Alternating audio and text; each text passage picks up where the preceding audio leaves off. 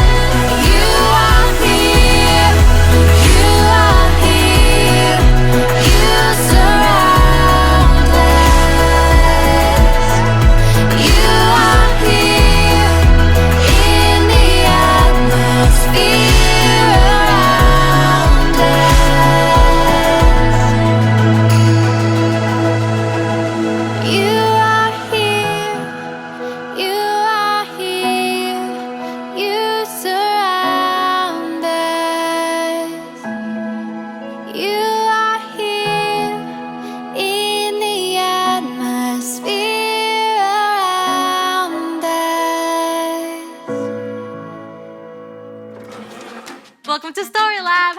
This week we're talking about grit, while we take a look at the story of someone whose life went from bad to good, fast enough to make your head spin. Oh, and there's this. Here goes.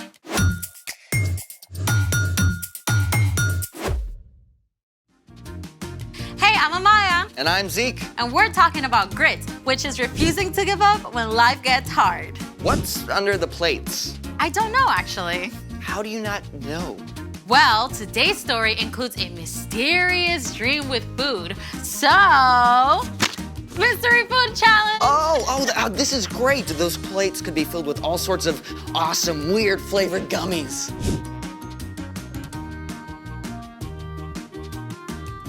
Well, I got my friend to set it up for us. You know what? Why don't you do the honors?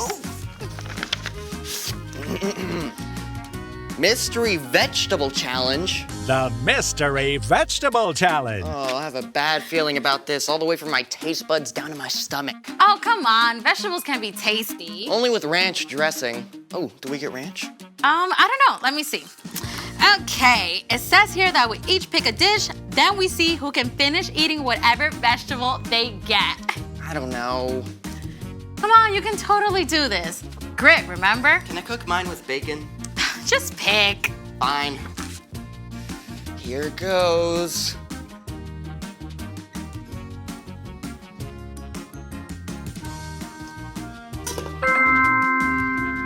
Ooh, that's a lot of carrots. Yeah, I'm definitely gonna beat you.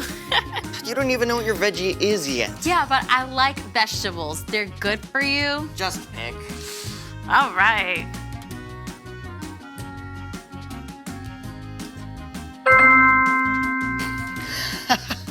Yum. Yum. Oh, this is great. Let's go. You like vegetables, right? Yeah. On your marks. Get set. Go! Oh.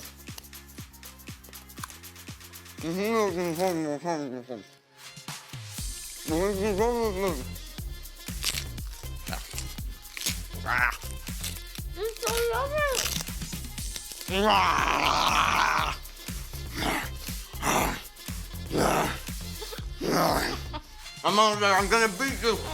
Oh, I won! I'm the carrot master. And I think it's time for...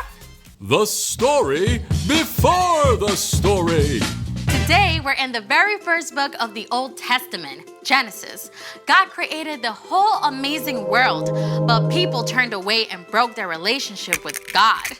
Still, God had a plan. God called Abraham and Sarah and promised to bless the whole world through their family line.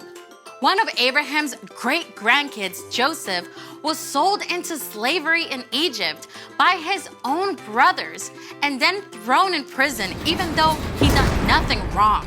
But even there, God was with him, and Joseph didn't give up. That's where our story starts. Take it away, Brian. Hey everyone!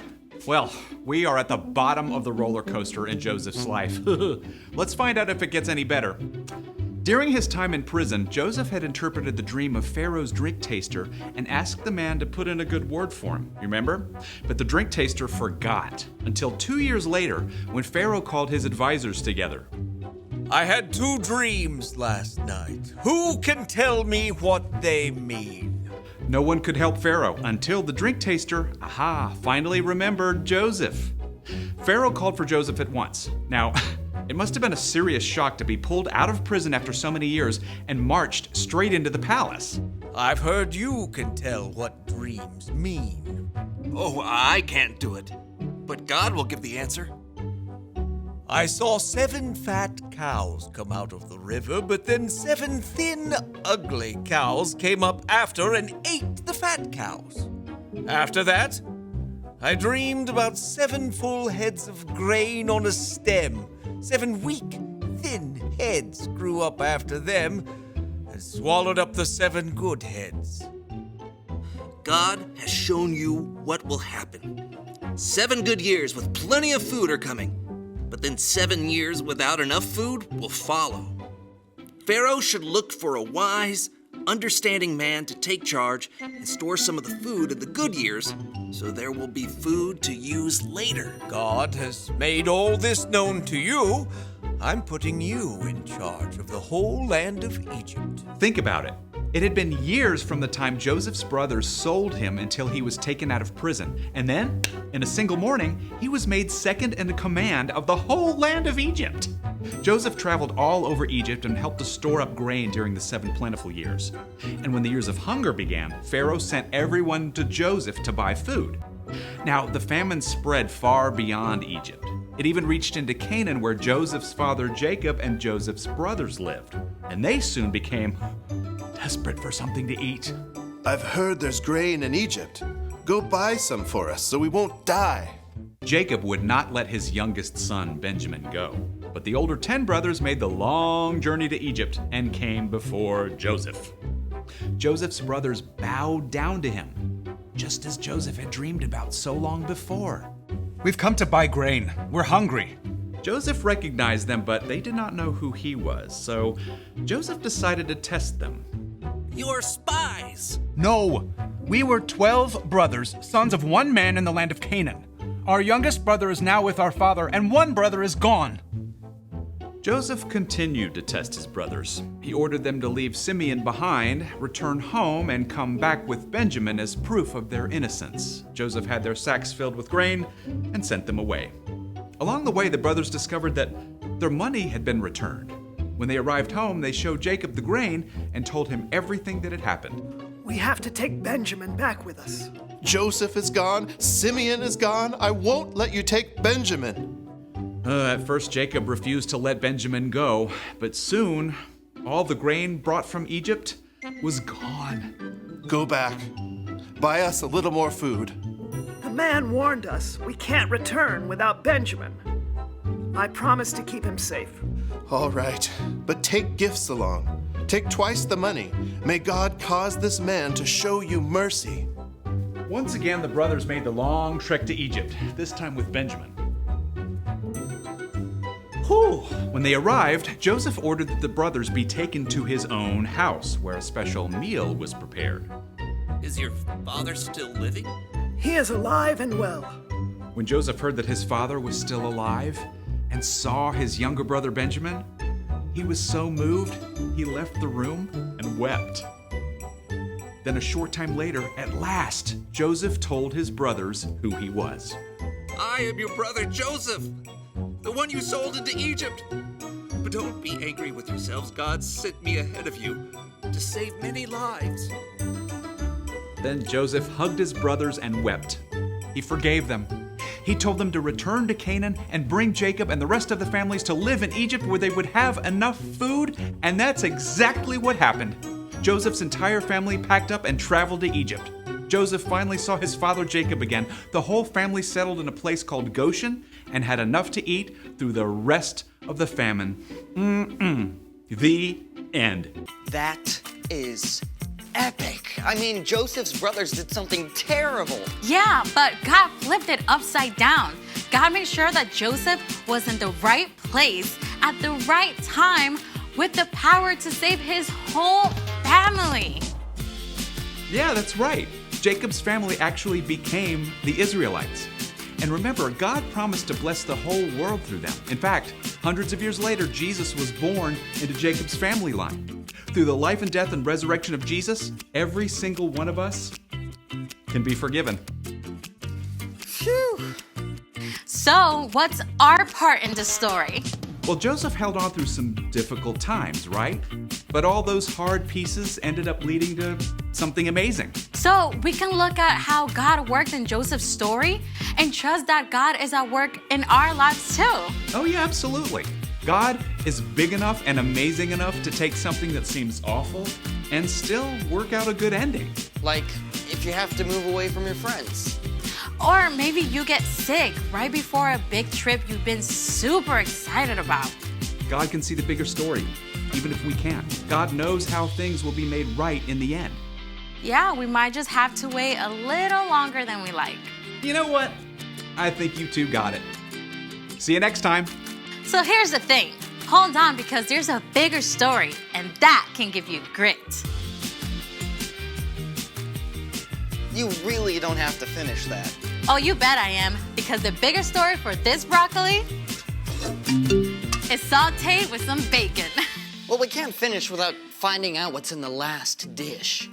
Oh, go for it.